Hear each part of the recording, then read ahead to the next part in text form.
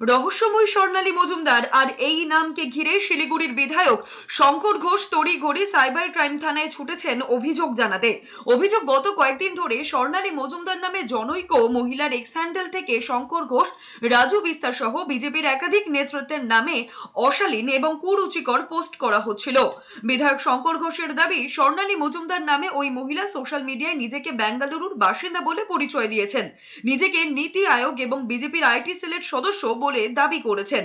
শিলিগুড়ির এক মহিলা মুম্বাইয়ে দেহ ব্যবহারের অভিযোগ গ্রেফতার হয়েছে। শঙ্কর ঘোষের দাবি, ওই মহিলার সঙ্গে তার নাম জুড়ে দিয়ে অপপ্রচার করা হচ্ছে, আবার কখনো তার বিরুদ্ধে দুর্নীতির অভিযোগ তুলছেন। শুধু শঙ্কর ঘোষ নন, শিলিগুড়ির বিজেপি সহসভাপতি দীপঙ্কর মানিক আরোরাকেও নানা কটূক্তি করা হচ্ছে বলে অভিযোগ। শঙ্কর ঘোষের দাবি, ওই মহিলা নিজেকে স্বর্ণালী পরিচয় দিয়ে বিজেপি বিধায়কদের গ্রুপ তৈরি করেছিলেন, নিজেকে আইটি সেলের হেড পরিচয় দিয়েছিলেন। পরে জানা যায় ওই মহিলা আইটি সেলের কেউ নন।